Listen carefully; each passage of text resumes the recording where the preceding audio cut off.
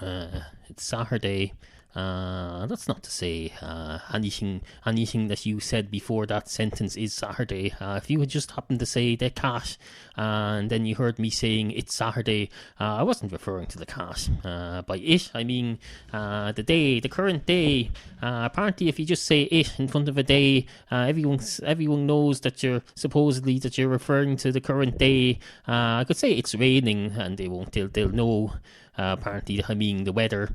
Although that's not accurate. You don't say it's raining as in the weather is raining. That doesn't make sense. You don't say. Well, I suppose if I say it's raining, what's the it? The it, I suppose, is the cloud above. But it's a mesh of loads of clouds overlapping each other and stuck together, or maybe sometimes it's a single cloud. I don't know. There could be more than one cloud raining, or there could be the sky isn't raining. The sky doesn't produce rain.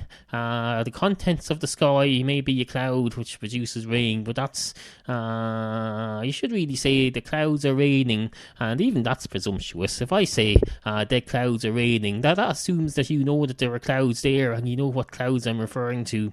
If I say, for example, they're raining, you'll say which ones, and I'll say those ones up above me, the ones you know them well. Even though I'm on the phone to you and you're 100 miles away, I'll just say those, they're raining, or it's raining, and presumably maybe I'm in some sort of a I get it now. Maybe you're in a time zone that's 1 hour behind me, and you also happen to live 1 hour west of me, and the cloud takes 1 hour to get from where you are to where I am. So if I ring you, then you'll know that you'll know because of the time difference that the clouds I'm referring to are the ones that you saw exactly an hour ago, or you're seeing them now because you're west of me or something. I haven't figured it all out. I don't have a scientific advisor to this program, but suffice to say there may well be some explanation for being that presumptuous. But no, if someone comes on the radio and broadcasts that it's raining, you're not going to know which clouds they're referring to. Are they numbered? Do they say cloud number 64 is raining? You know that one. Or maybe they give them... they use the hurricane system of naming, where you pick whatever letter of the alphabet is next. You make up a name based on that. So if the next cloud is due to be named with a name starting with H, you'll say here's a cloud. Then someone will say, don't be a smart arse. Here's a cloud isn't the name. And you'd say, I never said it was. I was about to say, here's a cloud. Let's name it. Let's name it Henrietta, or we could name it Henry if it's a male. I don't know how you know this early. We got her second cat, Pippi. We called her, what the fuck did we call her now? I forget now, but we called her a boy's name. Then we went to the vet and found out she was a girl, so she had to have her name changed to Pip, which eventually became Pippi.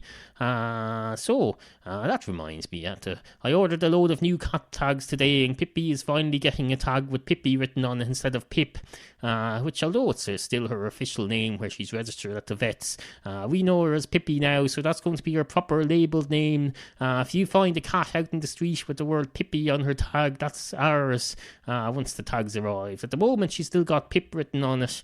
Although I suppose I could just send back the Pip one and have an extra couple of letters attached. But I need to change the phone numbers as well. We've changed our phone numbers to avoid stalkers. I don't want weirdos coming after me because they see the phone number on their cat's tags. If there's one thing I can't avoid, it's weirdos.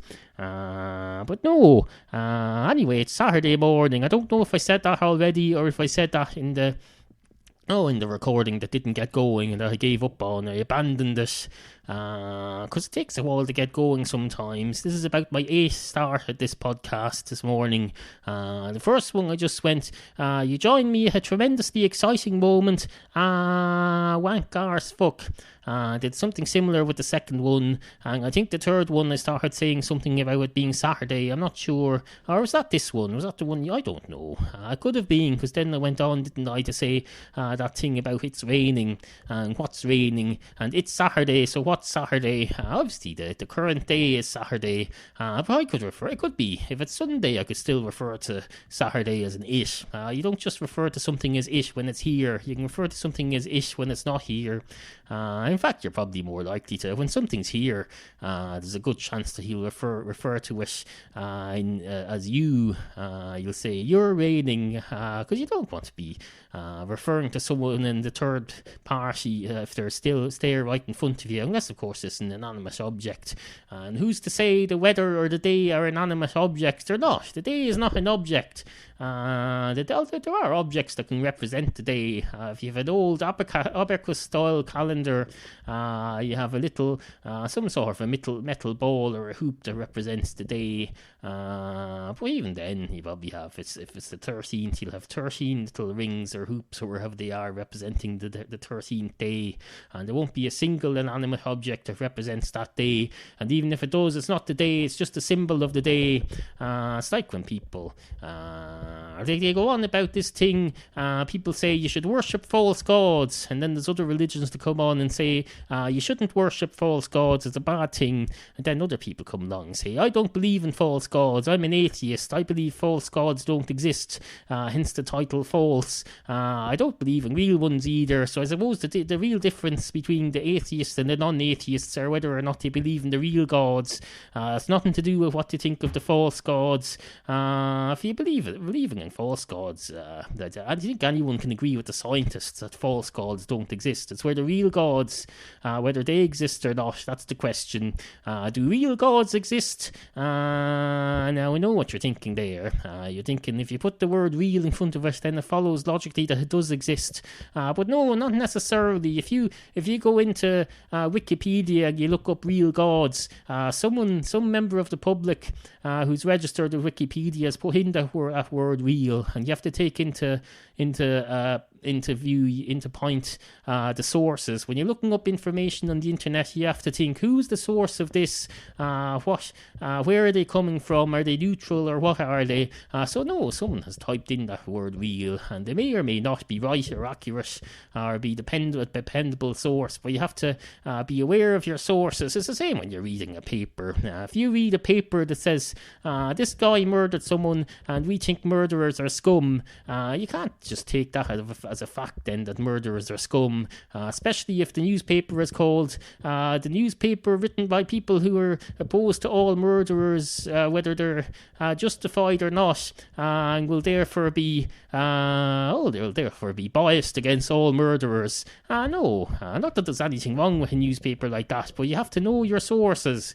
Don't just go blindly reading something, especially if you're blind, because you have to, presumably if you're reading in Braille, there's something up the top that says the name of the newspaper and who the editor is, or you can do a Google search for it. I don't know, but no,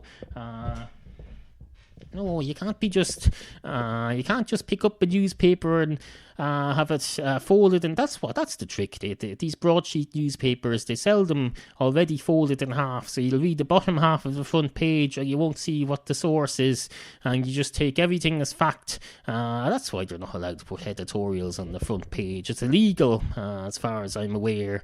At least it probably is, I don't know. The newspapers aren't going to tell you that, and even if they do, you won't know whether they're why they're saying it or whether it's true or not. You can't rely on these things, especially if it's an editorial. That's an editorial, something it's an opinion piece written by the editorial staff of the newspaper, not to be confused with an op-ed. That's written by members of the editorial committee or something. I was reading this on Wikipedia the other day as well, the difference between an op-ed and an editorial. I can't remember exactly the difference, but that's not the point. The point is that there are differences, and if I'm not aware of them, you sure as hell aren't. So these are the things you have to take into account. So basically, you should just stop reading newspapers until you know what you do. You don't know what you're doing. You wouldn't step into a car and just start driving if you didn't know how to drive. Of course you wouldn't. So don't go reading the frigging newspapers like that. Especially if it says up the top Saturday the 13th. That's you take that as fact. You can't be relying on that sort of thing.